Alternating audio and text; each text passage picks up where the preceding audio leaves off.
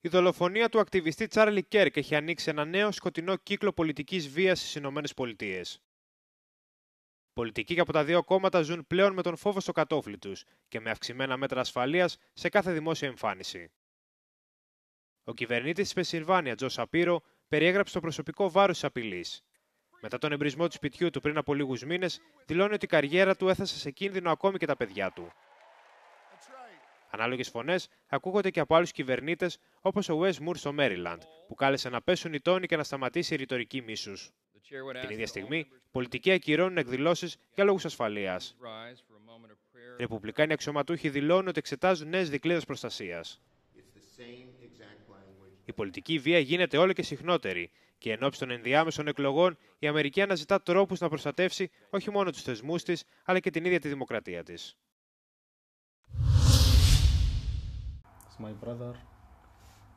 Να μείνω ή να επιστρέψω στη Συρία. Αυτό είναι το δίλημμα που αντιμετωπίζουν οι Σύριοι που ζουν στην Ευρώπη. Μετά την πτώση του καθεστώτος του Μπασάρ Αλ-Άσαντ, στα τέλη του 2024, 159 Σύριοι επέστρεψαν οικειοθελώς στη Συρία από το Βέλγιο, σύμφωνα με τη Βελγική Ομοσπονδιακή Υπηρεσία Υποδοχής Ετούντων Άσυλο. Με καταγωγή από το Ιντλίμπ, ο Αχμαντ κατέφυγε στο Λίβανο το 2012 αφού φυλακίστηκε και βασανίστηκε επειδή συμμετείχε σε διαδηλώσεις κατά του μπααθικού καθεστώτος.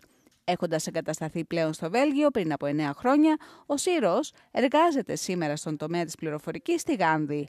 I would like to publish the democracy in the Middle East, and especially like in Syria. It's my country. It was already my dream since the start of the revolution. Η Αϊσέ έφυγε από τη Συρία το 2011 με την οικογένειά της όταν ήταν μόλις 13 ετών, επειδή ο πατέρας της είχε συμμετάσχει σε διαδηλώσεις κατά του καθεστώτος. Ύστερα από 7 χρόνια στην Τουρκία, έφτασε στην Ανβέρσα εξαιτίας της οικογενειακής επανένωσης. Η φοιτήτρια επικοινωνιών σχεδιάζει να επισκεφθεί μεν τη Συρία, αλλά αποκλείει κάθε μόνιμη επιστροφή λόγω της ανασφάλειας και της έλλειψης οικονομικών προοπτικών. How are you expecting a place who have been in war for 14 years to be safe for people? It's not even like life there is not stable. There is no job, there's no work, there's nothing. And some people have literally sold everything they had to be here.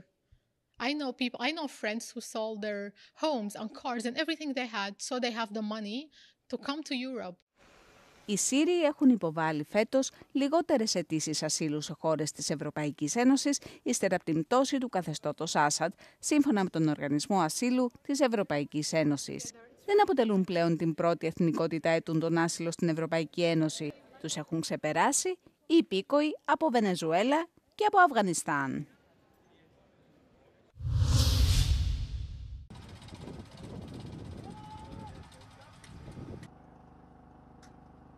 Η άμυνα και η ασφάλεια πρέπει να αποτελούν προτεραιότητα για την ευρωπαϊκή δράση. Αυτό είναι το συμπέρασμα δημοσκόπησης του Ευρωβαρόμετρου που δημοσίευσε το Ευρωπαϊκό Κοινοβούλιο την Τετάρτη.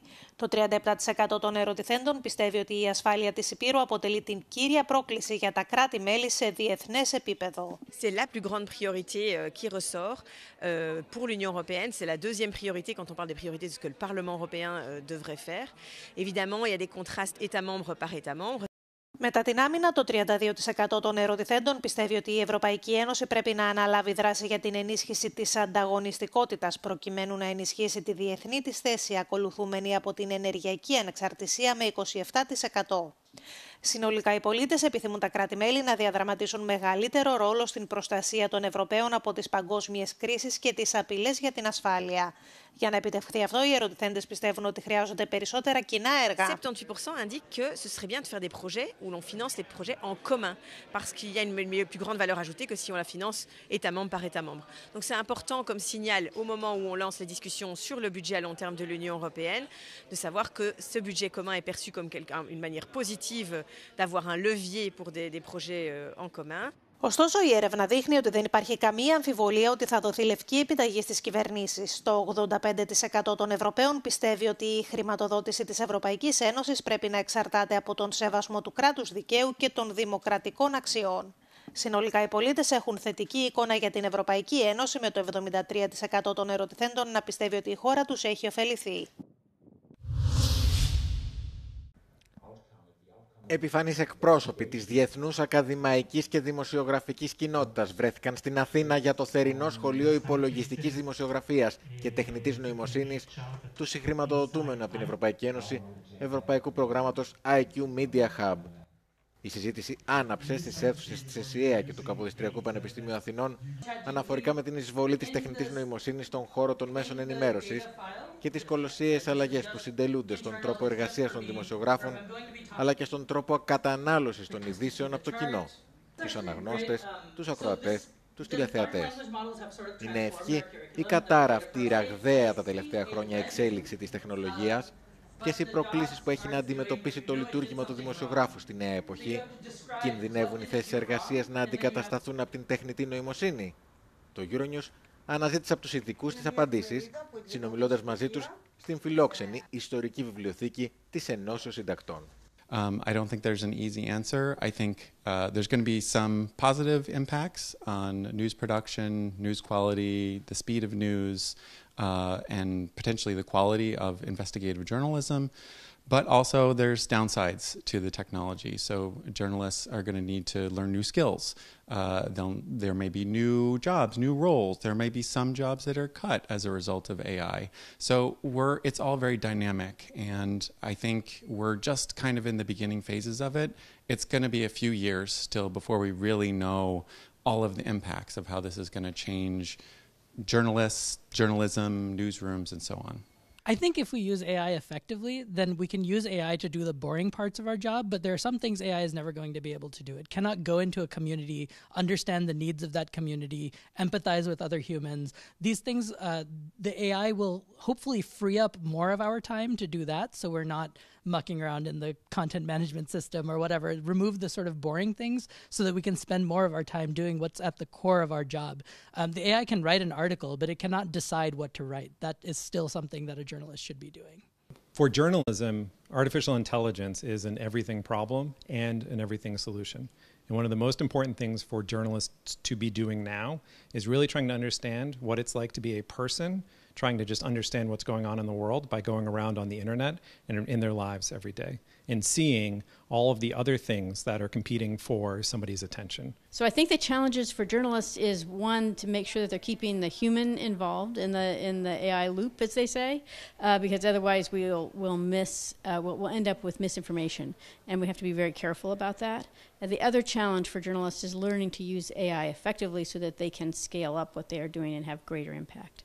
Look, artificial intelligence, of course, is not just innovation, it's full disruption, but there is also a lot of hype around AI, and prediction is extremely complicated in that field, and there is also a lot of confusion. So first, you need to always step back and have a look at it. I don't know that it's going to be a revolution. I think I'm still thinking it's going to be an evolution of the information ecosystem. So, maybe I'll be wrong, but I think what we're seeing so far is that traditional media is evolving, and it's adapting, and it's strategizing of how to exist in this new world. But I think we all need to get comfortable with change, and whether when we zoom out from 30,000 feet, will it look like an evolution or revolution? Maybe it's just a matter of perspective and scale when we look at it.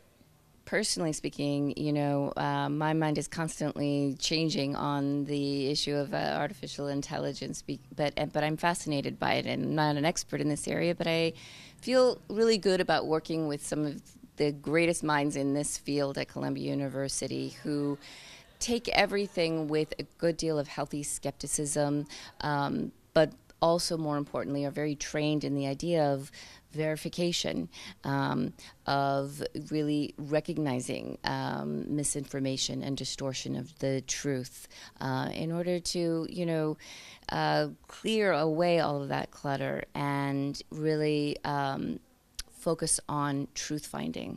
And that requires traditional journalism skills. So while the artificial intelligence exists and it can assist with surfacing data sets, the things like identifying whether the data set is accurate or not, where it comes from, who generated it, why they generated it, this is all traditional shoe leather journalism, and that's not going away. There are varying views on how AI is used in journalistic workflow or for audience-facing content. Some obviously love it. Some think it's the most dangerous thing that has ever happened to the conference. But overall, I think the fear is kind of going down a little bit as we get more and more used to the use of AI. And there's a bit more optimism between the journalists. Journalists used to be a little bit afraid of losing their jobs, but also obviously about authenticity and credibility of content.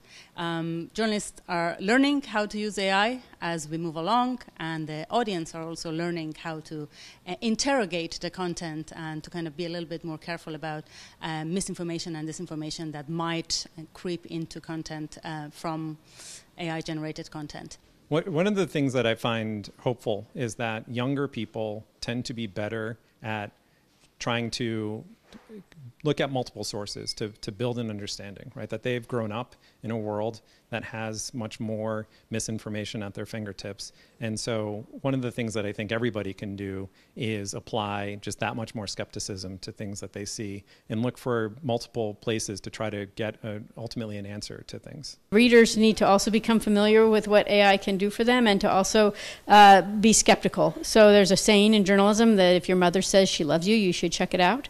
And I think if AI says something that is true, you should check it out.